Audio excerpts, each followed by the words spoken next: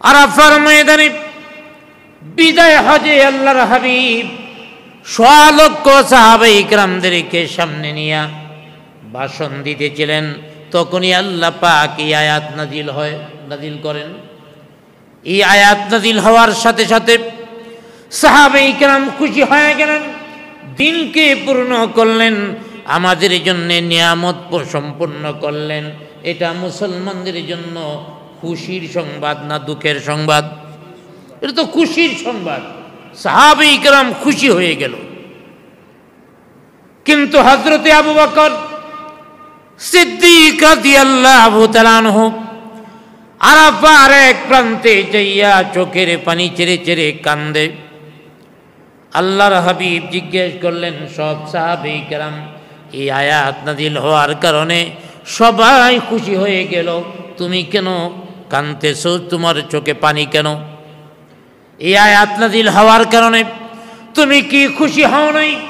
হযরতে আবু বকর সিদ্দিক রাদিয়াল্লাহু তাআলা আনহু বলেন, হ্যাঁ, ইসলামকে সম্পূর্ণ করা হয়েছে, পরিপূর্ণ করে দেওয়া হয়েছে, এই জন্যে আমি খুশি।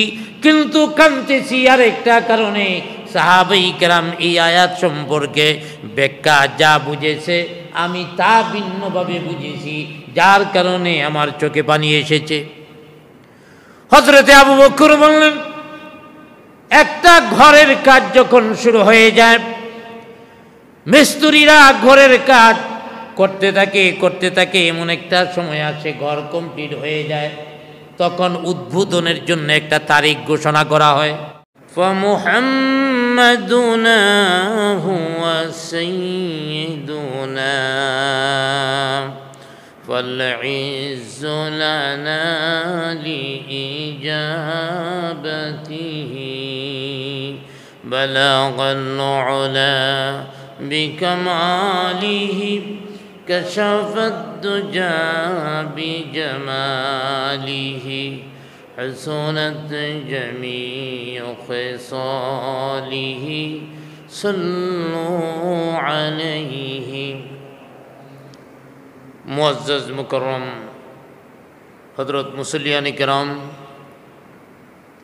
প্রথমেই আল্লাহ সুবহানাহু ওয়া তাআলার অসংখ্য অগণিত শুকর আদায় করি, যিনি আমাদেরকে বিভিন্ন ফিতনা ফাসাদ থেকে মুক্ত করে আল্লাহর ঘরে এসে এশার নামাজ জামাতের সাথে আদায় করে আবারও আল্লাহর কালামের মজলিসে বসার তৌফিক দান করেছেন। সকলে একবার বলি আলহামদুলিল্লাহ।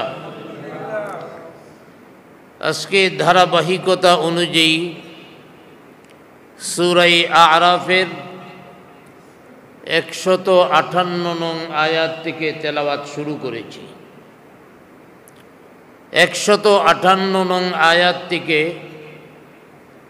160 নং আয়াত পর্যন্ত আজকে আলোচনা করা হবে। আল্লাহ পাক যদি তৌফিক দান করেন, আল্লাহ পাক তৌফিক দান করুন, সকলে বলি আমিন। বিগত আয়াতের মধ্যে অর্থাৎ সূরা আরাফের 157 নং আয়াতে আলোচনা গিয়েছে যে বিশ্বনবী মুহাম্মদুর রাসূলুল্লাহ সাল্লাল্লাহু আলাইহি ওয়াসাল্লামের শুভাগমনের সংবাদ। আল্লাহর হাবিব পৃথিবীতে এসেছেন, এই সুসংবাদ দেওয়া হয়েছে। আজকের আয়াতের মধ্যে আলোচনা রয়েছে শেষ নবী, তিনি নবী ও রাসূল হিসাবে এসেছেন শুধু মানব জাতির জন্য নয়, বরং জিন জাতির জন্য। শুধু তাই নয়, আল্লাহর হাবিব সাল্লাল্লাহু আলাইহি ওয়াসাল্লামের ইন্তেকালের পরেও পৃথিবীতে যত মানুষের পদাচারণা ঘটবে, যত মানুষ আসবে কিয়ামত পর্যন্ত, সবার জন্যে আমাদের নবী নবুয়াত পেয়েছেন। জোরে বলি আলহামদুলিল্লাহ। অন্যান্য নবীগণ তার জাতির জন্য নবী হয়ে আসতেন, আমাদের নবী তার ভৌগোলিক কোনো সীমানা নেই, তার জন্যে কোনো কাল নেই, সর্বকালের জন্যে। আল্লাহর হাবিব আগমনের পরে যত কাল আসবে সব কালের জন্যে। আরব আজম, কালো সাদা, যত ধরনের মানুষ আছে পৃথিবীর সমস্ত মানুষের জন্যে তিনি নবী হয়ে এসেছেন। এই খবরটা সূরা আরাফের 158 নং আয়াতের মধ্যে আল্লাহ পাক দিয়েছেন। আল্লাহ পাক বলেন, কুল ইয়া আইয়ুহান নাস ইন্নী রাসূলুল্লাহি ইলাইকুম জামিআ। আল্লাহ পাক বলছেন, কুল, হে নবী আপনি বলুন, ইয়া আইয়ুহান নাস, হে লোক সকল, ইন্নী রাসূলুল্লাহি ইলাইকুম জামিআ, আমি তোমাদের সবার জন্য নবী হয়ে এসেছি। আমাদের নবীর নবুয়াতের মধ্যে কোনো ভাগাভাগি নেই। গোটা পৃথিবীর জন্যে কিয়ামত পর্যন্ত তিনি নবী হয়ে এসেছেন। আল্লাহর হাবিব সাল্লাল্লাহু আলাইহি ওয়াসাল্লাম বলেছেন যে আল্লাহ পাক আমাকে কয়েকটা বৈশিষ্ট্য দান করেছেন যা পৃথিবীর আর কোনো নবী রাসূলদেরকে দান করা হয়নি। আলহামদুলিল্লাহ বলি, আমাদের নবীকে এমন কিছু বৈশিষ্ট্য দান করেছেন যা অন্য কাউকে দান করা হয়নি। এর মধ্যে আজকের এই তেলাওয়াতকৃত আয়াতের তাফসিরে 7টি বিষয় নিয়ে এসেছেন। 1 নম্বর হলো, আমাদের নবী বিশেষ কোনো সম্প্রদায়ের নবী নন, বরং কালো সাদা সকলের জন্যে, কিয়ামত পর্যন্ত যারা আসবে সবার জন্যে আমাদের নবী নবী হয়ে এসেছেন। অর্থাৎ বোঝা গেল আমাদের নবীর নবুয়াতের কোনো নির্দিষ্ট সীমা নেই, যা অন্যান্য নবীদের নির্ধারিত সীমা ছিল। 2 নম্বর, আমাদের নবীর মাধ্যমে নবুয়াতের পরিসমাপ্তি ঘটেছে। আমাদের নবীর পরে আর কোনো নবী আসবে না। অন্য নবীগণ পৃথিবীতে এসেছেন, এমনকি একসাথে অসংখ্য নবী ছিলেন, এমনকি এক ঘরের মধ্যে একসাথে 2 নবী, হযরতে মূসা আলাইহিস সালাম, হযরতে হারুন আলাইহিস সালাম। এইভাবে হযরতে মূসা আলাইহিস সালাম, আরেক দিক থেকে তার শ্বশুর শুআইব আলাইহিস সালামও নবী, একসাথে অসংখ্য নবী ছিলেন। আমাদের নবীর পরে আর কোনো নবী আসবে না। কাদিয়ানীরা একটা যুক্তি দিয়া থাকে যে মুসলমানরাই বলে মুহাম্মদ আমিন সাল্লাল্লাহু আলাইহি ওয়াসাল্লামের পরে আরেকজন নবী আসবেন, ঈসা আলাইহিস সালামের আগমন ঘটবে। তো ঈসা আলাইহিস সালামের আগমন ঘটবে এই বিশ্বাস আমাদের আছে না নাই? তাইলে আরেকজন নবী তো আসলো। আসলে হযরতে ঈসা আলাইহিস সালাম আমাদের নবীর 600 বছর পূর্বে চলে গেছেন, ইন্তেকাল করেছেন। 600 বছর পূর্বে আল্লাহ পাক ঈসা আলাইহিস সালামকে আকাশে উঠিয়ে নিয়ে গেছেন। অতএব হযরতে ঈসা আলাইহিস সালাম দুনিয়াতে যে আবার আসবেন সেটা নবী হিসাবে আসবেন না, উম্মত হিসাবে আসবেন। শেষ নবীর কি হিসাবে আসবেন? উম্মত হিসাবে আসবেন। অতএব আমাদের নবীর পরে ঈসা আলাইহিস সালাম নবী হিসাবে নয়, বরং তিনি উম্মত হিসাবে আসবেন। তাইলে আমাদের নবীর পরে আর কোনো নবী আসা হলো না। আর গোলাম আহমদ কাদিয়ানী হে তো দের বেটারি, এমন দের বেটারি নবুয়াত পাওয়ার যোগ্যতাই রাখে না। আমাদের নবীর পরে নাউজুবিল্লাহ যদি নবুয়াতের ধারাবাহিকতা থাকতো, এরপরেও গোলাম আহমদ কাদিয়ানীর মতো ব্যক্তি নবুয়াত পাইত না। কেন পাইত না?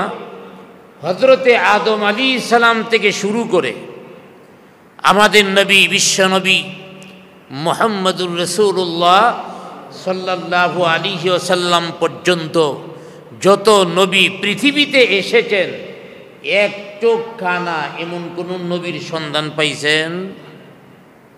এমন কোন নবী নাই। কোন প্রতিবন্ধী নবী আল্লাহ পাক পাঠান নাই। তো গোলাম আহমদ কাদিয়ানির মতো দেড় বেটারি নবী হওয়ার প্রশ্নই আসে না।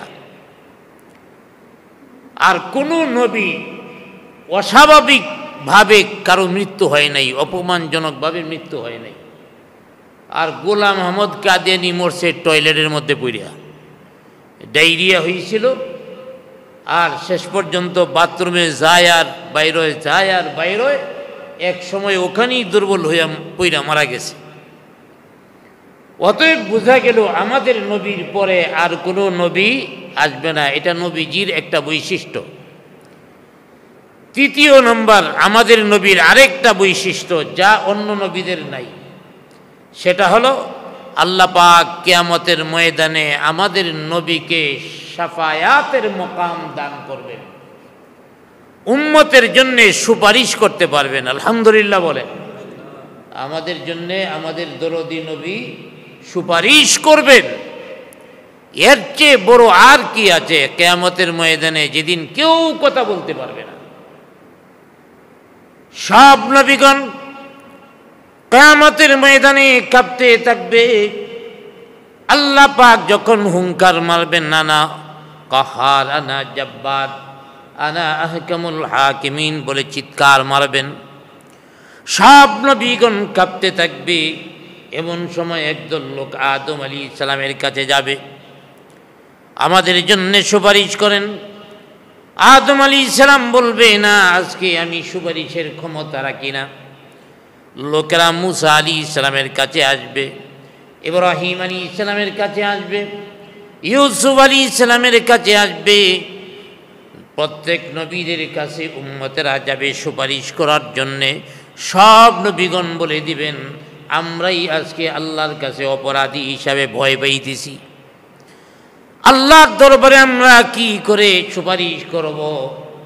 আমার যে ওই অন্যায়টা আছে, এটা যদি আল্লাহ পাক আমাকে মনে করাইয়া দেন, যার কারণে কেউ সাহস পাবেন না। আল্লাহ পাক কিয়ামতের ময়দানে দুইটা কুরসি থাকবেন, একটার মধ্যে আল্লাহ পাক নিজে বসবেন, আরেকটাতে আমাদের নবী বসবেন। আল্লাহ পাক ডাক দিয়া বলবেন, হে আমার হাবিব, আপনি আপনার উম্মতের জন্য সুপারিশ করেন, আপনার সুপারিশ আমি আল্লাহ কবুল করব।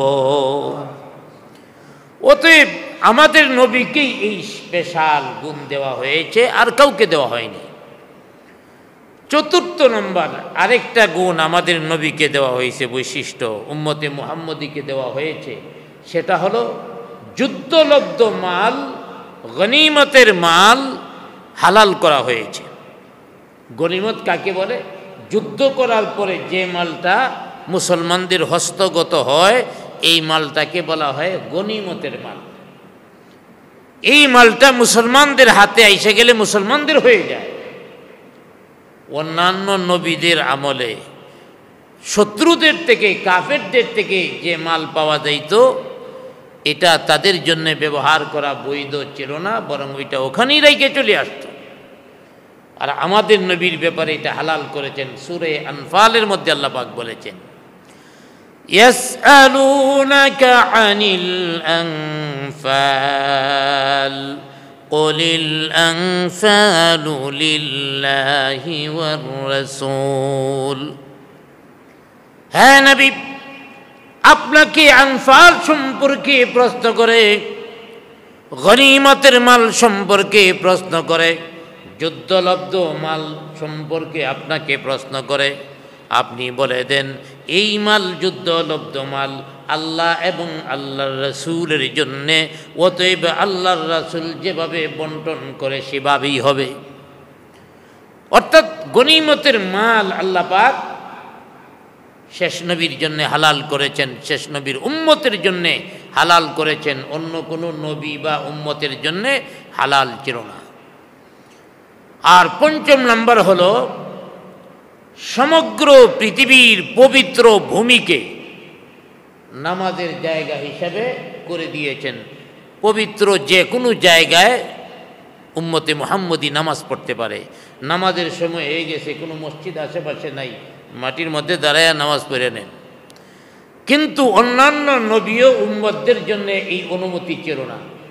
যেখানে ধর্মীয় ঘর আছে, গির্জা আছে, ওখানে যে উপাসনালয়ে যে ইবাদত করতে হতো, উপাসনা করতে হতো।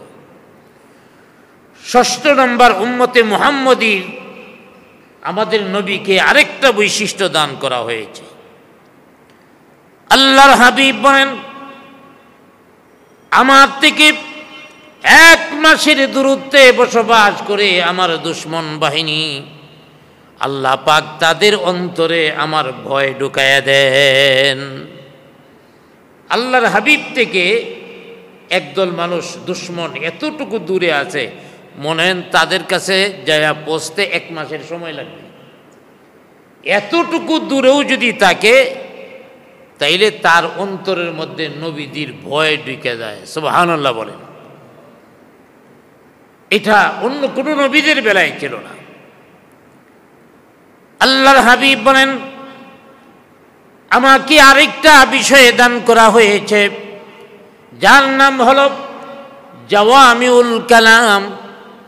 জাওয়ামিউল কালাম বলা হয় শব্দ ছোট, কিন্তু তার অর্থ হয় অনেক বড়। শব্দটা ছোট, একবারে ছোট, কিন্তু অর্থ অনেক বড়, ব্যাখ্যা অনেক বড়। এমন জাওয়ামিউল কালাম আল্লাহ পাক আমাকে দান করেছেন, অন্য কোনো নবীকে দান করেন নাই। এরপরে আল্লাহ পাক আবার বলে দিয়েছেন যে আল্লাহ পাক শেষ নবীকে একেবারে কিয়ামত পর্যন্ত সমস্ত পৃথিবীর নবী হিসেবে প্রেরণ করেছেন। যিনি প্রেরণ করেছেন তার ক্ষমতাটা এখন আলোচনা করছেন।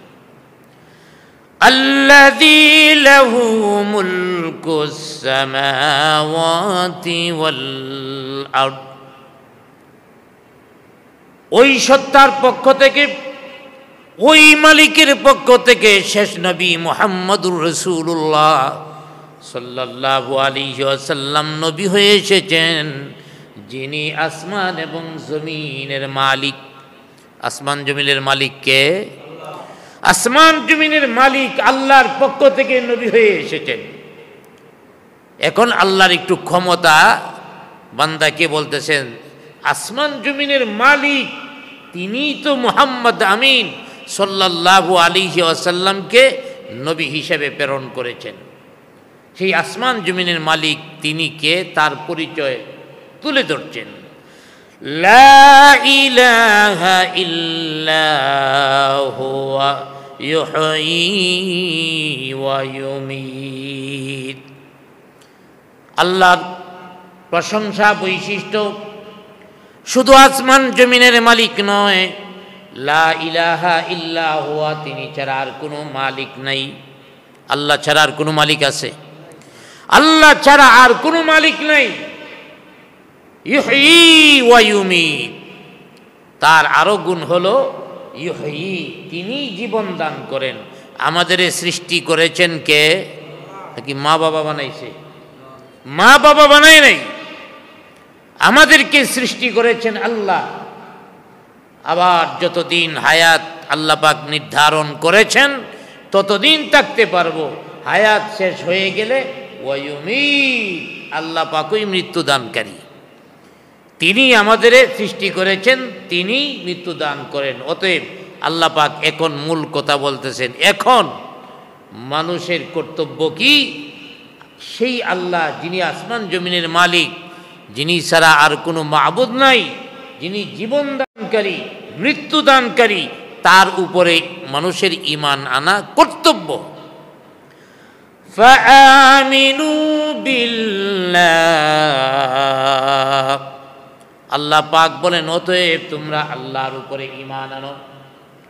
আল্লাহর উপরে ঈমান আনা শেষ নয়, আল্লাহর উপরে ঈমান আনার সাথে সাথে আল্লাহ পাক বলে দিয়েছেন ورسوله النبي الأمي সাথে সাথে উম্মি রাসূল যিনি এই উম্মি রাসূলের উপরও ঈমান আনো।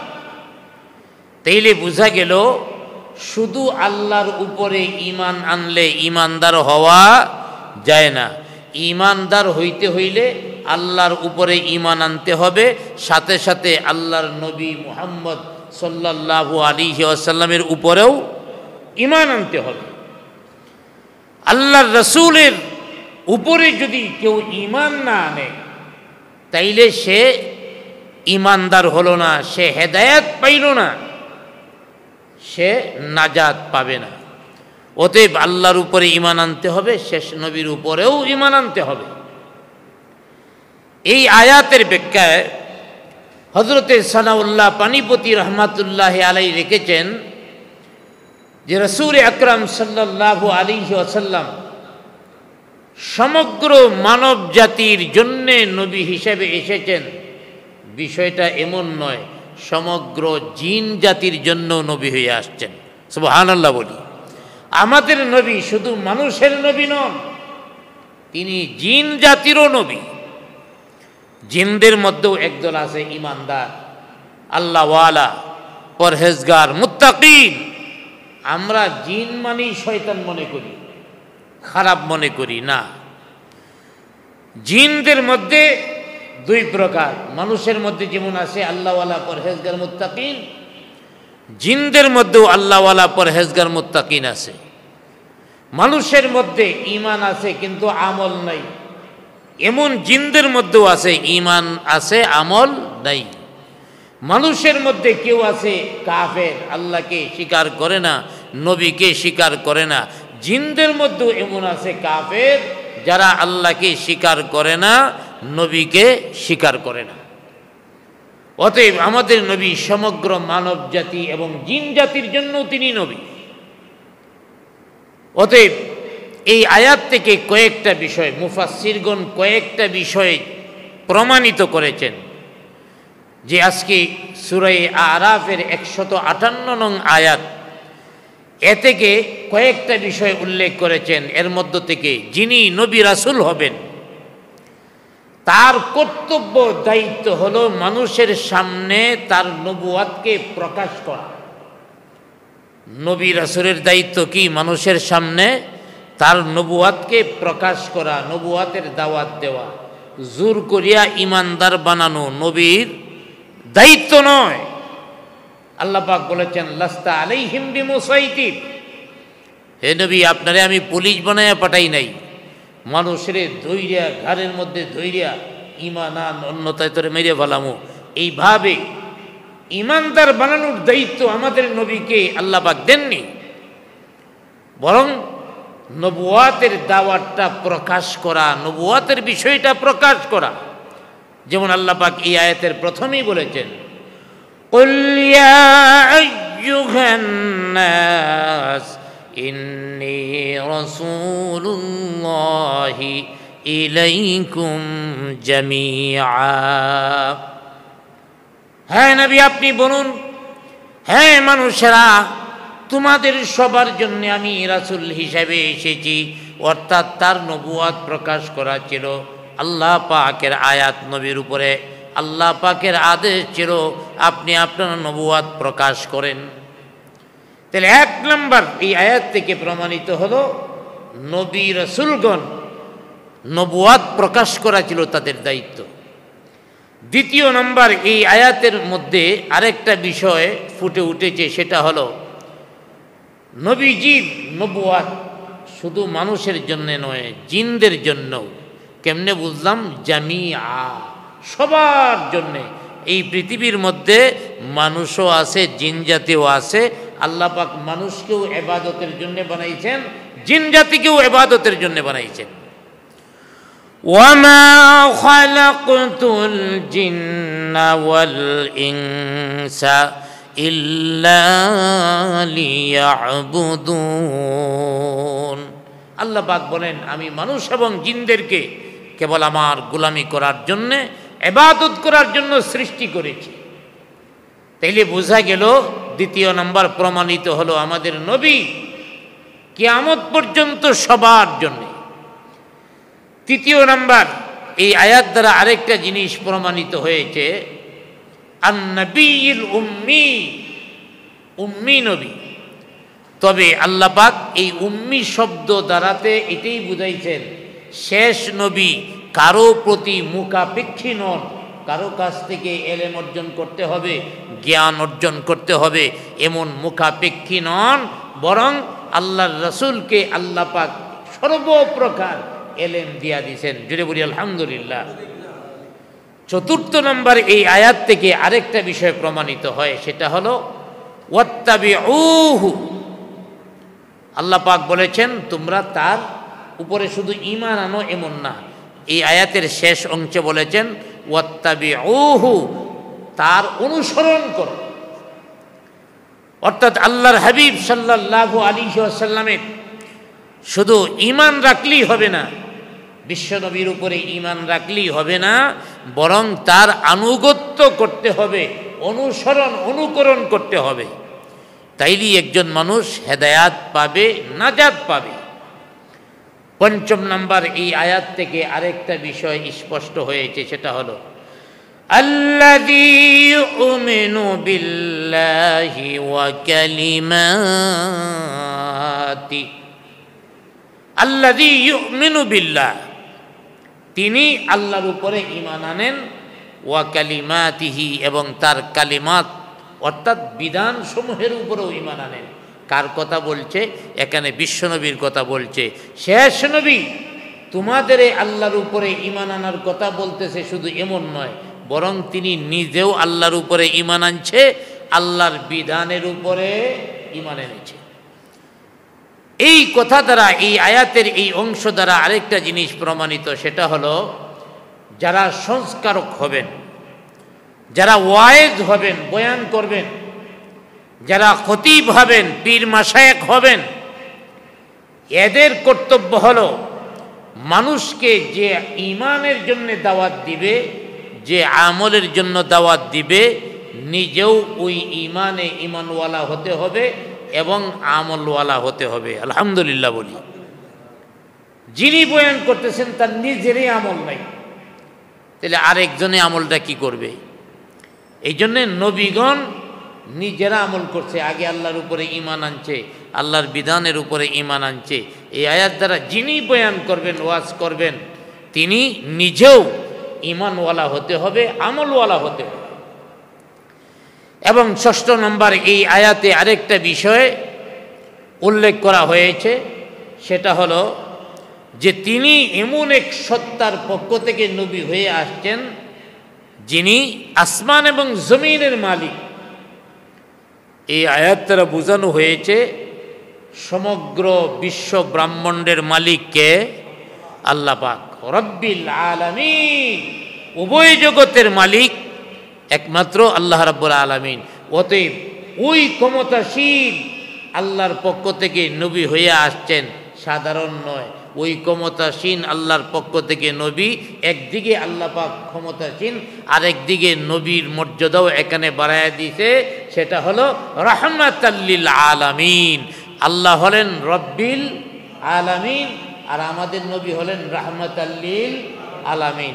আল্লাহ হলো উভয় জগতের রব, আমাদের নবী উভয় জগতের রহমত, উভয় জগতের রহমত। আল্লাহ পাক বিশ্ব ব্রহ্মাণ্ডের মালিক, আমাদের নবী বিশ্ব ব্রহ্মাণ্ডের জন্য রহমত, যা অন্য কোনো নবী নয়। অতএব আল্লাহ রাব্বুল আলামিন বলছেন তোমরা সেই নবীর উপরে ঈমান আনো, আমার উপরে তো ঈমান আনবাই। ফাআমিনু বিল্লাহি ওয়া রাসূলিহি, আল্লাহর উপরেও ঈমান আনো, রাসূলের উপরেও ঈমান আনো। আল্লাযী ইউমিনু বিল্লাহি ওয়া কালিমাতি, এবং যিনি আল্লাহর উপরে ঈমান আনে এবং কালিমাতিহি, বিধানসমূহের উপরে ঈমান আনে, এবং তার অনুসরণ করো। তার অনুসরণের মধ্যেই রয়েছে নাজাত, অনুসরণের মধ্যেই রয়েছে মুক্তি, অনুসরণের মধ্যেই রয়েছে হেদায়াত। নবীর অনুসরণ যদি কেউ না করে সে হেদায়াত পাবে না, কিয়ামতের ময়দানে নাজাতেরও কোনো ব্যবস্থা পাবে না। এই আয়াতের মধ্যে আরেকটা বিষয় স্পষ্ট, খতমে নবুয়াতের একটা বড় দলিল, আমাদের নবীর পরে যে আর কোনো নবী আসবে না এটার একটা বড় দলিল। ইয়া আইয়ুহান নাস ইন্নী রাসূলুল্লাহি ইলাইকুম জামিআ। হ্যাঁ নবী, আপনি বলে দেন আমি সমস্ত মানুষের জন্যে নবী হয়ে এসেছি।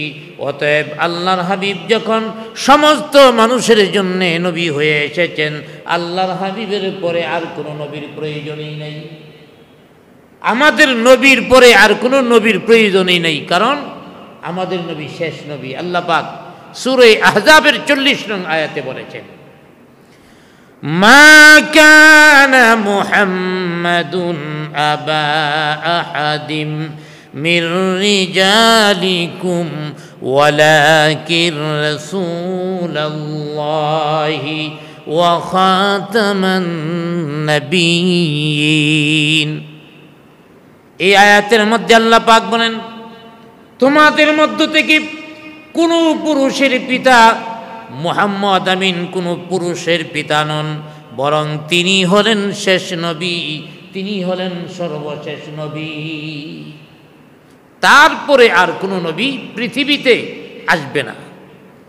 আল্লাহর হাবিব নিজেই তো বলেছেন, আনা খাতামুন নবী লা নবিয়্যা বা'দি, আমি হলাম সর্বশেষ নবী, আমার পরে আর কোনো নবী আসবে না।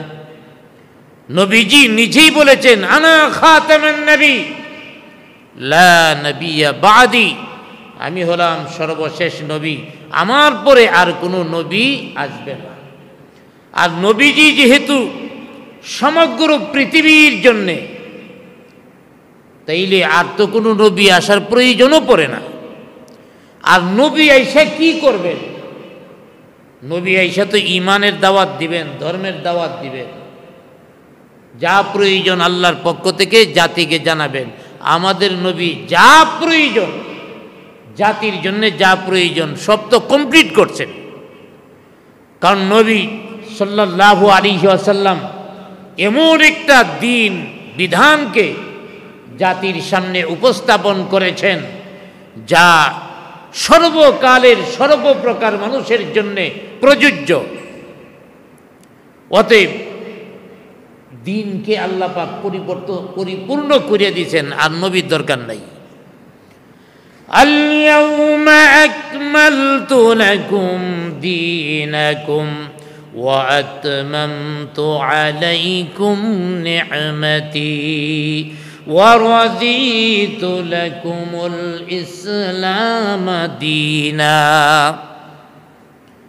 আল্লাহ পাক বলেন, আজকের দিনে আমি পরিপূর্ণ করে দিলাম তোমাদের দিনকে, তোমাদের জন্য পরিপূর্ণ করে দিলাম।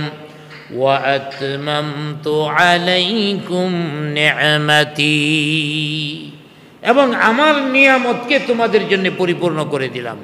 ওয়া রাদিতু লাকুমুল ইসলাম দীনা, আর ইসলামের প্রতি আমি সন্তুষ্ট হয়ে গেলাম, ইসলামেই মনোনীত ধর্ম।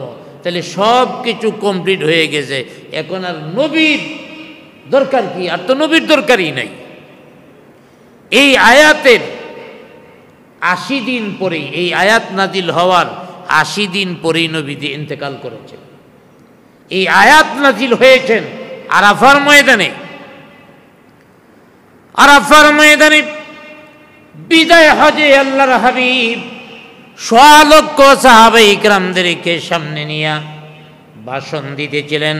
তখনই আল্লাহ পাক এই আয়াত নাজিল করেন।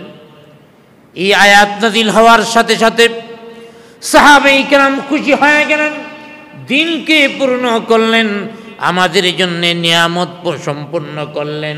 এটা মুসলমানদের জন্য খুশির সংবাদ না দুঃখের সংবাদ? এটা তো খুশির সংবাদ।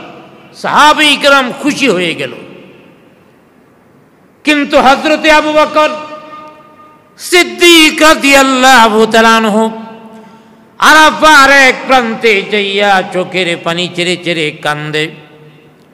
আল্লাহর হাবিব জিজ্ঞেস করলেন, সব সাহাবায়ে কেরাম এই আয়াত নাযিল হওয়ার কারণে সবাই খুশি হয়ে গেল, তুমি কেন কাঁদতেছো? তোমার চোখে পানি কেন? এই আয়াত নাযিল হওয়ার কারণে তুমি কি খুশি হও নাই? হযরতে আবু বকর সিদ্দিক রাদিয়াল্লাহু তাআলা আনহু বলেন, হ্যাঁ, ইসলামকে সম্পূর্ণ করা হয়েছে, পরিপূর্ণ করে দেওয়া হয়েছে, এই জন্যে আমি খুশি, কিন্তু কাঁদতেছি আরেকটা কারণে। সাহাবায়ে কেরাম এই আয়াত সম্পর্কে ব্যাখ্যা যা বুঝেছে আমি তা ভিন্নভাবে বুঝেছি, যার কারণে আমার চোখে পানি এসেছে।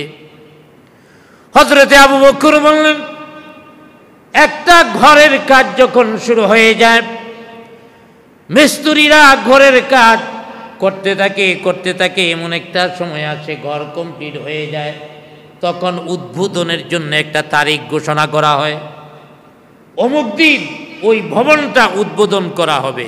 তাইলে ওই ভবন উদ্বোধন করা হবে, এর মানে রাজমিস্ত্রির কাজ এখনো আছে।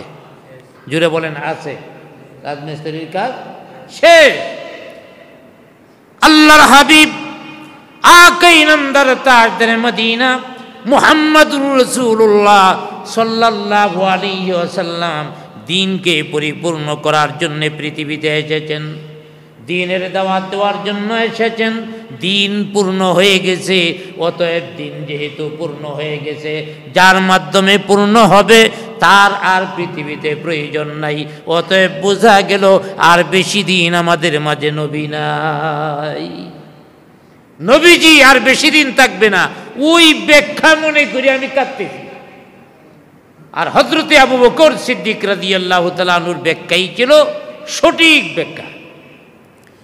এই আয়াতের তাফসীরের মধ্যে আল্লামা ইবনে কাসির রাহমাতুল্লাহ আলাইহি একটা ঘটনা উল্লেখ করেছেন, যে ঘটনা থেকেও নবীজির মর্যাদা প্রকাশ পায়। সেটা হলো তাবুকের যুদ্ধ। সেই তাবুকের যুদ্ধের ময়দানে আল্লাহর হাবিব রাতের বেলায় তাহাজ্জুদের নামাজ শুরু করে দিলেন।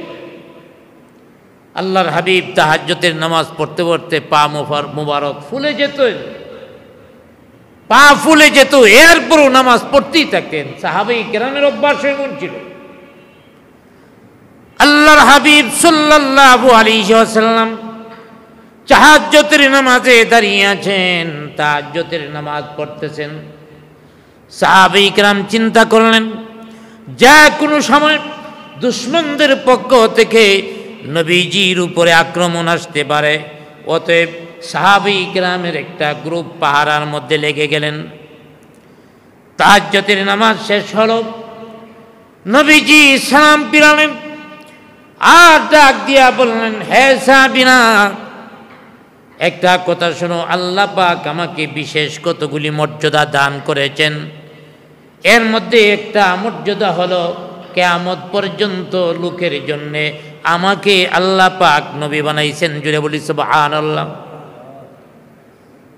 বেশ কয়েকটি বৈশিষ্ট্য বলেছেন যা ইতিপূর্বে আলোচনা হয়েছে, এই জন্য আজকে প্রথমটা আর শেষটা আমি বলতেছি, যে খতমে নবুয়াত বোঝানোর উদ্দেশ্য আমাদের নবীর পরে নবী আসবে না। অতএব আল্লাহর হাবিব বললেন যে আমি গোটা পৃথিবীর জন্য নবী হয়ে এসেছি। আর দ্বিতীয় নাম্বার আরেকটা স্পেশাল গুণ আমার আছে। হ্যাঁ সাহাবীরা, আল্লাহ তাআলা সমস্ত নবী রাসূলদেরকে একটা ক্ষমতা দান করেছেন, একটা দোয়া করার ক্ষমতা দান করেছেন। এই দোয়াটা নবীরা যেভাবে করবেন সেইভাবে সাথে সাথে কবুল হয়ে যাবে। জোরে বলি সুবহানাল্লাহ।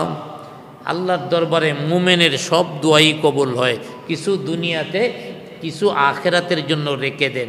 তবে নবী, প্রত্যেক নবীর জন্যে একটা দোয়া ছিল এমন, এই দোয়াটা যেভাবে করবে সেইভাবেই কবুল হবে সাথে সাথে। অতএব সাথে সাথে আমাদের দোয়া কবুল হইবে এটা কোনো শর্ত না। নবীদের জন্য শুধু একটা দোয়া যেভাবে করবে সেভাবে কবুল হবে। আল্লাহর হাবিব সাল্লাল্লাহু আলাইহি ওয়াসাল্লাম বলেন, সমস্ত নবীগণ এই দোয়াটা দুনিয়ার মধ্যে করেছেন। দুনিয়ার মধ্যে যেভাবে দোয়াটা করেছেন সেইভাবেই আল্লাহ পাক তাদের দোয়া কবুল করেছেন। কিন্তু আমি সেই দোয়াটা করি নাই, সেই দোয়াটা আমি রিজার্ভ রেখে দিলাম, সেই দোয়াটা আমি সংরক্ষণ করলাম। ওয়া ইন্নী ইখতিবাতু দাওয়াতি শাফাআতান লি উম্মতি ইয়াউমাল কিয়ামা। আল্লাহর হাবিব বলেন এই দোয়াটা আমি সংরক্ষণ করে রেখে দিলাম, কিয়ামতের ময়দানে আমার গুনাহগার উম্মতের জন্য এই দোয়াটা ব্যবহার করে কোটি কোটি উম্মতকে জান্নাতে নিয়ে যাব। আল্লাহর হাবিব সাল্লাল্লাহু আলাইহি ওয়াসাল্লাম যে শেষ নবী, তার পৃথিবীতে যত মানুষ পরে আসবে সবাইকে জান্নাতে নেবেন। তাহলে নতুন করে আর নবী আসার দরকারটা কি? এটাই বোঝা গেল নতুন করে আর কোনো নবী আসার দরকার নেই।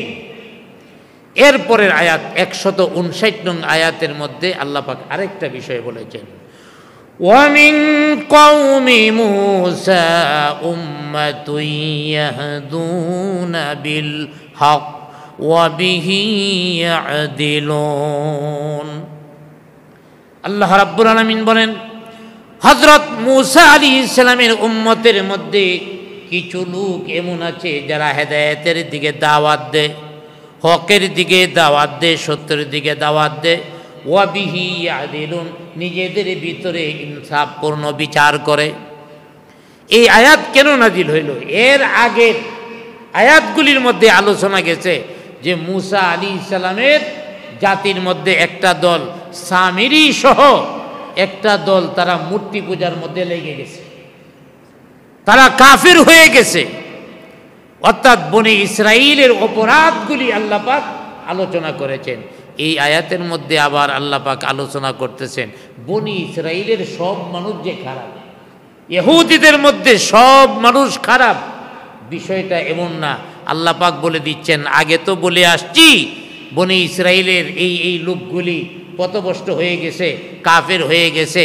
তবে এই বনি ইসরাইল ইহুদিদের মধ্যে কিছু লোক আবার ভালো আছে যারা সত্যের দিকে দাওয়াত দেয়, নিজেদের মধ্যে ন্যায় বিচার করে। এই আয়াত নাজিল হয়েছে যাদের সম্পর্কে, এই লোকগুলি কারা? এই লোকগুলি সম্পর্কে তাফসীরের মধ্যে বেশ কয়েকটা রিওয়ায়াত এসেছে যে আল্লাহ পাক যে বলেছেন বনি ইসরাইলের মধ্যে সব লোক খারাপ না, কিছু লোক ভালো আছে যারা সত্যের দিকে দাওয়াত দেয়। ওরা কারা? ওরা হলো হযরতে ইমাম রাজি রহমাতুল্লাহ আলাইহি তার তাফসীরে লিখেছেন যে রাসূল আকরাম সাল্লাল্লাহু আলাইহি ওয়াসাল্লামের যুগে ইহুদিদের মধ্য থেকে কিছু মানুষ সত্যকে গ্রহণ করেছিল, সত্যের পক্ষে দাওয়াত দিয়েছিল। এর মধ্যে আব্দুল্লাহ ইবনে সালাম রাদিয়াল্লাহু তাআলা আনহু ইহুদিদের মধ্যে বড় আলেম ছিলেন। তারপরে ইবনে সুরিয়া রাদিয়াল্লাহু তাআলা আনহু, তিনিও ইহুদিদের মধ্যে বড় একজন আলেম ছিলেন। ইহুদি থেকে তারা মুসলমান হয়েছে। এই আয়াত দ্বারা বুঝাইছে যে মূসা আলাইহিস সালামের জাতি সবাই কাফের হয়ে গেছে, বিষয়টা এমন না। কিছু মানুষ মুহাম্মদুর রাসূলুল্লাহ সাল্লাল্লাহু আলাইহি ওয়াসাল্লামের হাতে বাইআত হয়ে মুসলমান হয়েছে। আর কোন মুফাসসিরগণ বলেছেন এই আয়াতের মধ্যে আল্লাহ পাক যে বলেছেন বনি ইসরাইলের মধ্যে কিছু লোক ভালো, যারা সত্যের দিকে মানুষদেরকে দাওয়াত দেয়, যারা নিজেদের মধ্যে ন্যায় বিচার করে। ওরা কারা? ওরা হলো ওই লোকগুলি হযরত মূসা আলাইহিস সালামের জাতির লোকেরা বিভিন্ন ধরনের বিভ্রান্তিকর কাজ করেছে, কিন্তু তাদের মধ্যে একটা দল ছিল যারা মূসা আলাইহিস সালামের শরীয়ত মেনেছে, হযরতে মূসা আলাইহিস সালাতু ওয়াস সালামের শরীয়ত মেনেছে। মূসা আলাইহিস সালামের ইন্তেকালের পরে যারা ঈসা আলাইহিস সালামের জামানা পেয়েছে তারা ঈসা নবীর উপরেও ঈমান এনেছে। অর্থাৎ তারা পর্যায়ক্রমে নবীদের উপরে ঈমান এনেছে। আবার কোনো তাফসীরকারকগণ বলেছেন যে ইহুদিদের মধ্যে 12টা দল ছিল। একটা দল তো নবীদেরকে হত্যা করেছে। একটু চিন্তা করেন, আল্লাহর নবী, আল্লাহর পয়গম্বর, তাদেরকে হত্যা করেছে।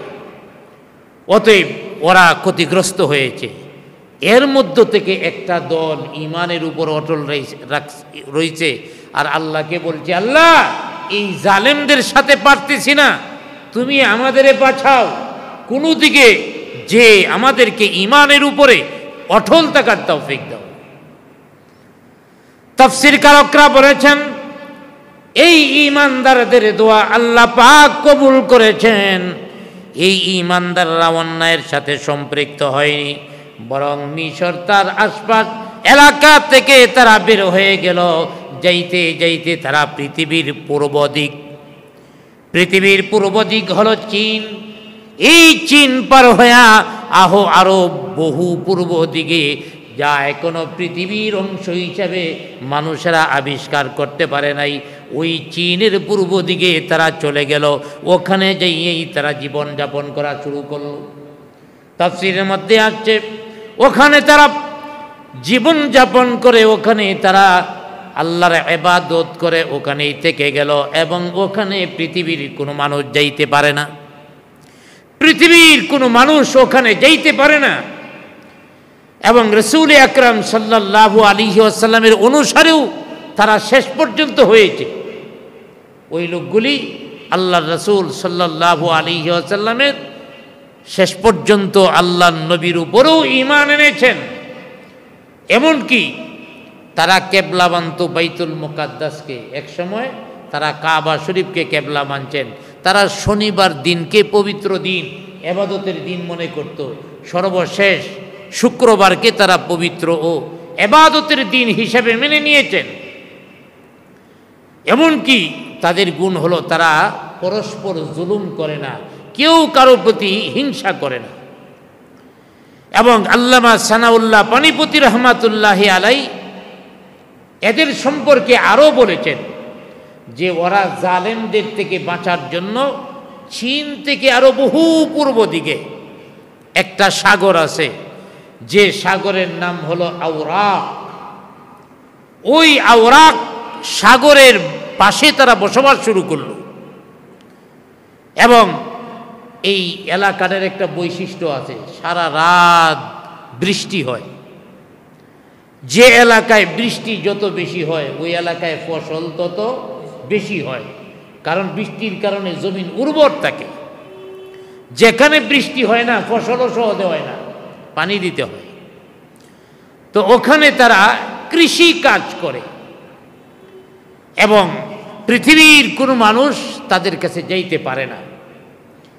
এদের সম্পর্কে একটা আলোচনা আসছে, বিস্ময়কর আলোচনা, যে রাসূল আকরাম সাল্লাল্লাহু আলাইহি ওয়াসাল্লাম যখন মেরাজে যান, মেরাজে যাওয়ার সময় ওই আওরাকবাসীর সাথে জিবরাইল আলাইহিস সালাম নিয়ে দেখা করাইছেন। সুবহানাল্লাহ বলেন। কেন দেখা করাইছেন? আল্লাহর নবী পৃথিবীতে এসে গেছেন, আওরাক নামক সাগরের পারে পৃথিবীর কোনো মানুষ যাইতে পারে না। এখনো একদল মানুষ এই ঘটনারে অস্বীকার করে, বলে বর্তমান পৃথিবী হলো স্যাটেলাইটের যুগ, এখানে বৈশা বৈশা আমেরিকা কোন শহরে কি হইতেছে সব দেখতেছে। ওই যে ইসরায়েলি দেখেন না আক্রমণ করে, কাতারে আক্রমণ করছে, যেখানে লোকেরা বৈশা আছে ওখানে আক্রমণ করছে। ওই নেটওয়ার্কের সাহায্যে স্যাটেলাইটের মাধ্যমে দেখতেছে এবং ওই অনুযায়ী আক্রমণ, ওই অনুযায়ী ইরানে আক্রমণ করেছে। ইরানিরাও আবার ওইভাবেই স্যাটেলাইট দিকে দিকে ইসরায়েলে আক্রমণ করেছে। এই স্যাটেলাইটের যুগে আওরাক একটা জাতি বসবাস করে মুসা আলাইহিস সালামের যুগ থেকে, আর এখনো পৃথিবীর মানুষ জানবে না, এটা হতে পারে না। অতএব এই ঘটনা দুর্বল, এই ঘটনা মানা যাবে না। এটা কিছু কিছু মুফাসসিরদের বক্তব্য। আর যারা এই ঘটনাকে সত্য বলেছেন ওনাদের যুক্তি হইল, মিয়া আবিষ্কার করতে পারো নাই এই জন্য অস্বীকার করতেছ। একটা জিনিস আবিষ্কার না করতে পারলে অস্বীকার করা যায় না। এর বাস্তব একটা উদাহরণ হলো বর্তমান পৃথিবীতে সবচেয়ে শক্তিশালী দেশের নাম কি? জুড়ে বলেন, নাম কি? আমেরিকা। সন্দেহ আছে কোনো? সবচেয়ে শক্তিশালী দেশ আমেরিকা, কোনো সন্দেহ নাই। আবিষ্কার হয়েছে কত বছর হয়েছে? আমাদের নবী তো আইসা চলে গেছে 1400 বছর, আমেরিকা আবিষ্কার হয়েছে মাত্র 250 বছর। 250 বছর আগে পৃথিবীতে আমেরিকা নামক রাষ্ট্র ছিল, কেউ জানতো না। তাহলে একটু চিন্তা করে দেখেন, 250 বছর আগে আমেরিকা নামক একটা রাষ্ট্র ছিল, কেউ জানতো না। এখন আওরাক নামক একটা জাতি বসবাস করে, চীনের পরে কি আছে আমরা জানি না।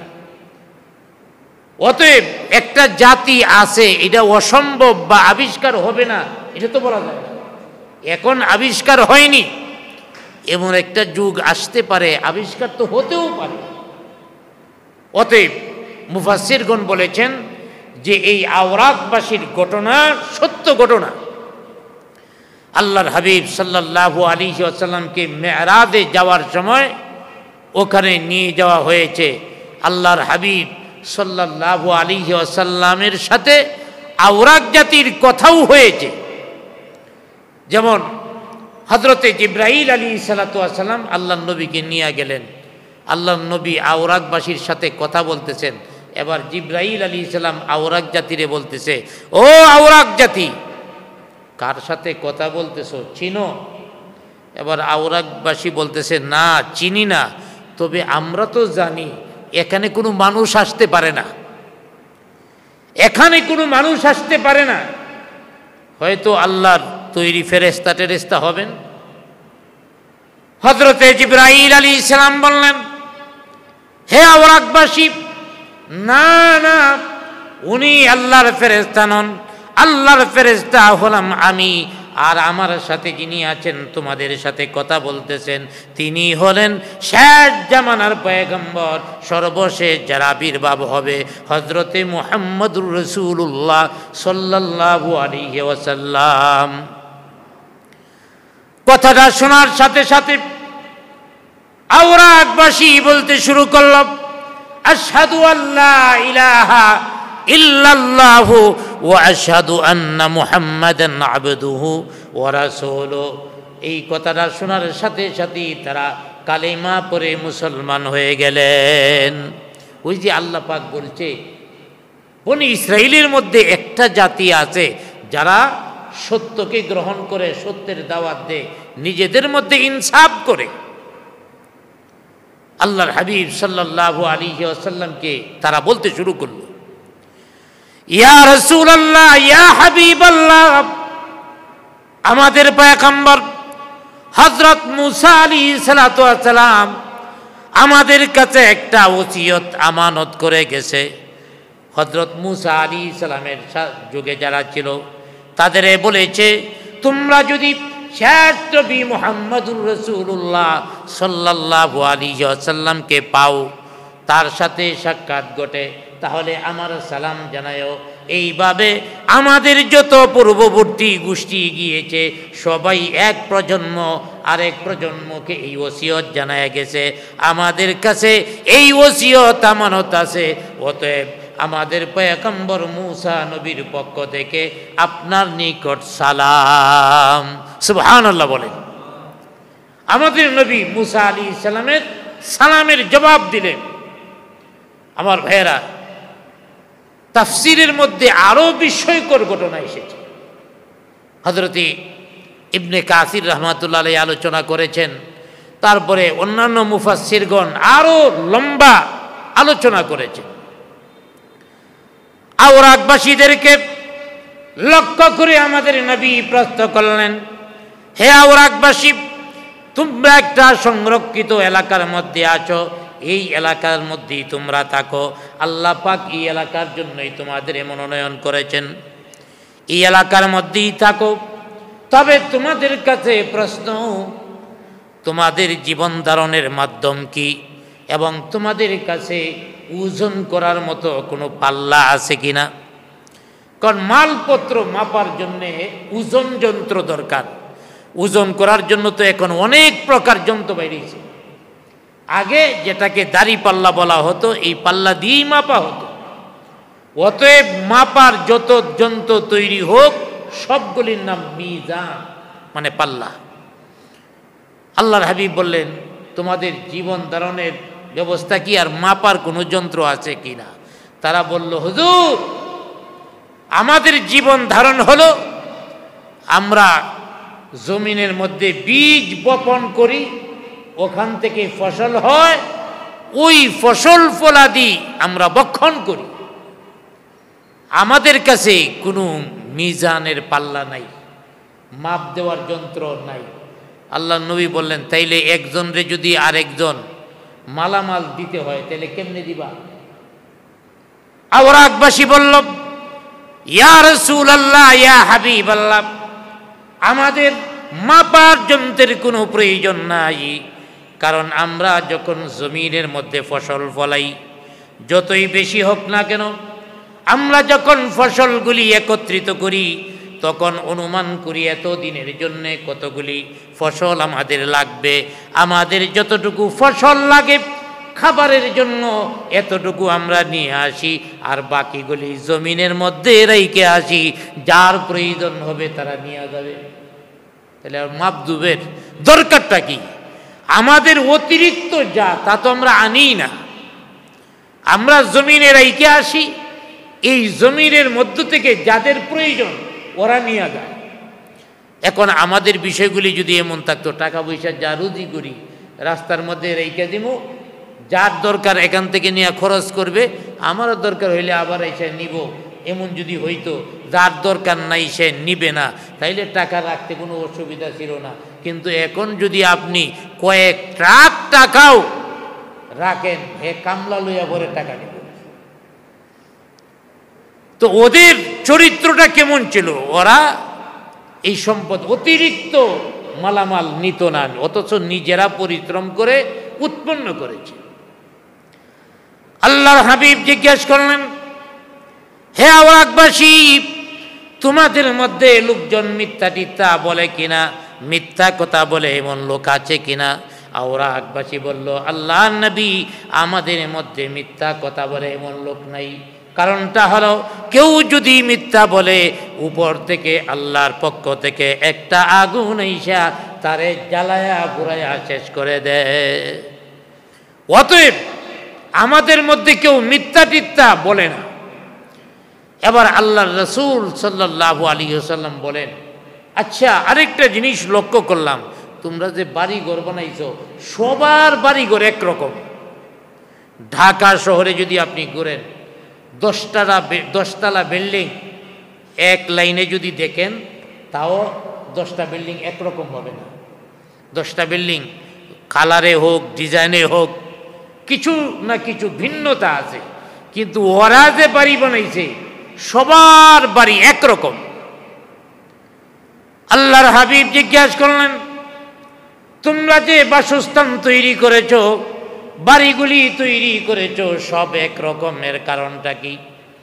এবার আওরাকবাসী বলল, হে ইয়া রাসূলুল্লাহ, ইয়া হাবিবাল্লাহ, একজনের বাড়ি দিকে যাতে আরেকজনের হিংসা না হয়, এই জন্যে সবার বাড়ি একরকম করে তৈরি করেছি, যাতে কারো প্রতি কারো হিংসা না হয়। সুবহানাল্লাহ। আল্লাহর হাবিব সাল্লাল্লাহু আলাইহি ওয়াসাল্লাম আবার প্রশ্ন করলেন, আওরাকবাসী, তোমাদের প্রত্যেকের বাড়ির সামনে একটা কবর খনন করে রাখছো। মারা যাওয়ার পরে মানুষ কবর খনন করে, তাও বাড়ির সামনে, গেইটের সামনে কেউ কবর খনন করে না। তোমরা গেইটের সামনে কবর খনন করে রেখেছো, এর কারণটা কি? আওরাকবাসী বলল, ইয়া রাসূলুল্লাহ, ইয়া হাবিবাল্লাহ, ঘরের সামনে, বাড়ির সামনে আমরা কবর খনন করে রেখেছি এই জন্যে বাড়ি থেকে বের হতেও যেন আমাদের কবরের কথা স্মরণ হয়, আবার বাড়িতে প্রবেশ করার সময় কবরের কথা যেন আমাদের স্মরণে থাকে। তাইলে জাতিটা কেমন? মুফাসসিরগণ বলেছেন, আল্লাহর হাবিব মেরাজ থেকে আসার পরে এই আয়াত নাযিল হয় ওয়া মিন কওমি মূসা। এই আয়াত বনি ইসরাইলের মধ্যে মূসা আলাইহিস সালামের জাতির মধ্যে কিছু লোক আছে যারা সত্যের দাওয়াত দেয়, নিজেদের মধ্যে সুবিচার করে, ইনসাফপূর্ণ বিচার করে। এই আয়াত দ্বারা বোঝালো এই আওরাকবাসী সম্পর্কেই আল্লাহ পাক এই আয়াত নাজিল করেছেন।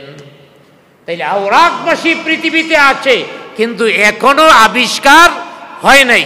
কেন হয় নাই? চীনের পূর্ব দিকে কি আছে কেউ জানে না। এর মানে কিছু নাই এটা বলা যায় না, কারণ দুনিয়ার মানুষ ওখানে যাইতে পারবে না, এটা আল্লাহর বিধান। মূসা আলাইহিস সালামই বলে গেছে তোমাদেরকে আল্লাহ পাক এমনভাবে নিরাপদ করবেন পৃথিবীর কোনো মানুষ এখানে আসতে পারবে না।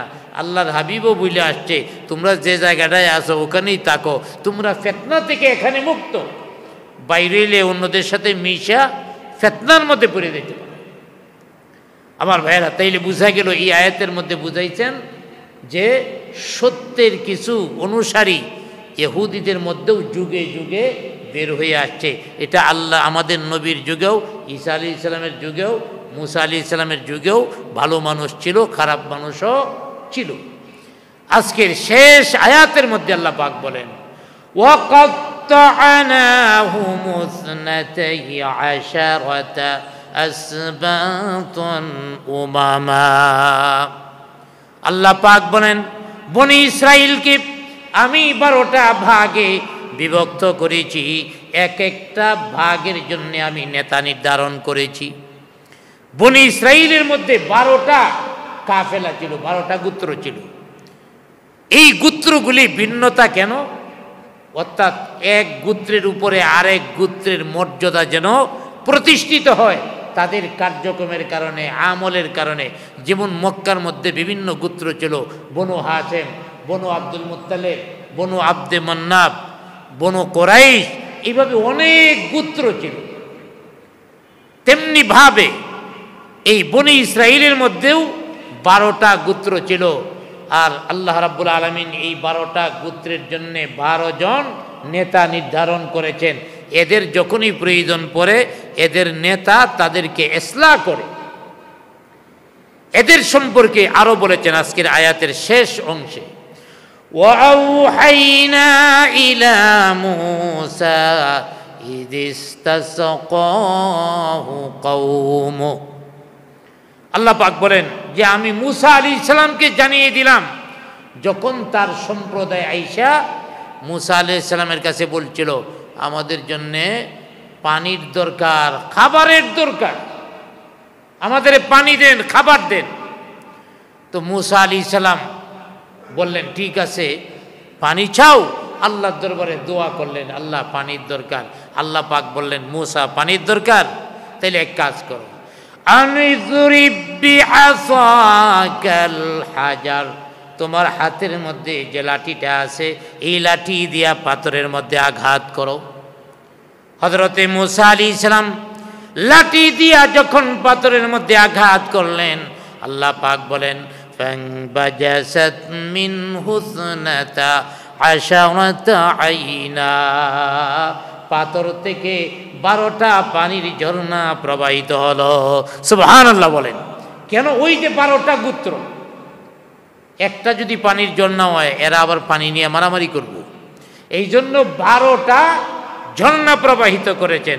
শুধু 12টা ঝর্ণা প্রবাহিত করেছেন এমন নয়, قد علم كل أناس مشربهم, আল্লাহ রব্বুল আলামিন 12টা কাফেলার 12টা গোত্রের জন্য কোন গোত্রের পানি কোন ঝর্ণা থেকে তাও আল্লাহ পাক তাদের জানায় দিয়েছেন। তোমরা ওই ঝর্ণায়, তোমরা ওই ঝর্ণায়, এইভাবে প্রত্যেককে ঝর্ণা চিনায় দিয়েছে। তারপরে দেখেন বনি ইসরাইলের পানি কেমনে দিল পাথর থেকে। তারপরে বনি ইসরাইলীদের জন্য আল্লাহ পাকের আরেকটা নিয়ামত ওয়াযাল্লালনা আলাইহিমুল গামাম, আল্লাহ পাক বলেন তাদেরকে আমি মেঘের দ্বারা ছায়া দান করছি। বিশাল মরুভূমি, কোনো ঘর বাড়ি নেই, গাছ নেই, ওই সূর্যের তাপ তারা সহ্য করতে পারতেছে না, যার কারণে মুসা আলাইহিস সালামের কাছে আরজ করলেন, আল্লাহর পয়গম্বর এই রোদের ভিতর দিয়ে আমরা হাঁটতে পারতেছি না। আল্লাহর কাছে দোয়া করলেন, আল্লাহ পাক মুসা আলাইহিস সালাম এবং তার জাতির জন্য মেঘমালা তৈরি করে দিলেন। ঈমানদাররা যেদিকে যায় সেদিকেই মেঘমালা দিয়া ছায়া দেওয়া হয়। খাবারের দরকার, আল্লাহ পাক খাবারের ব্যবস্থা করেছেন। وأنزلنا عليهم المن والسلوى, আল্লাহ রাব্বুল আলামিন মান্না সালওয়ার ব্যবস্থা দিয়েছেন, তাদের খাবারের জন্য মান্না সালওয়ার ব্যবস্থা করেছেন। মান্না সালওয়া কাকে বলা হয়? এক প্রকারের পাখি আল্লাহ পাক পাঠাইছিলেন, ছোট ছোট পাখি। অতএব এই আসমানি খাবার বনি ইসরাইলীদের জন্য আল্লাহ পাক দান করেছিলেন। কত নিয়ামত আল্লাহ পাক দিয়েছেন। অতএব যারা ঈমান এনেছেন তাদেরকে আল্লাহ পাক নিয়ামত দান করেছিলেন, আর যারা ঈমান আনেনি তাদের ধ্বংস করেছেন। এই আয়াত দ্বারা আল্লাহর হাবিবের সময়ের ইহুদি খ্রিস্টানদেরকে এটাই বোঝানো হয়েছে, আগেকার যুগে যারা ঈমান এনেছে আল্লাহর পক্ষ থেকে অনেক নিয়ামত প্রাপ্ত হয়েছে। যারা ঈমান আনে নাই, প্রতবষ্ট হয়েছে, নাজাত থেকে বঞ্চিত হয়েছে, তারা দুনিয়াতেও শাস্তি পেয়েছে, আখিরাতে কঠিন জাহান্নামে যাবে। আর তোমাদের মধ্য থেকেও যারা বিশ্বনবীর উপরে ঈমান আনবে তারা হেদায়েত পেয়ে যাবে এবং নাজাত পেয়ে যাবে। যারা ঈমান আনবে না তারা হেদায়েত পাবে না, নাজাতও পাবে না। অতএব আমরা ঈমানদার, নবীজির পূর্ণ অনুসারী যেন হতে পারি। শুধু ঈমানদার হলে চলবে না, বরং ওয়াত্তাবিউহু, অনুসরণ করতে হবে। আল্লাহ পাক আদেশ করেছেন অনুসরণ করবা। নবীর আদর্শে যেন আমরা অনুপ্রাণিত হয়ে নবীর আদর্শ অনুযায়ী আমাদের জীবন করতে পারি। আল্লাহ পাক তৌফিক দান করুন। সকলে বলি আমিন।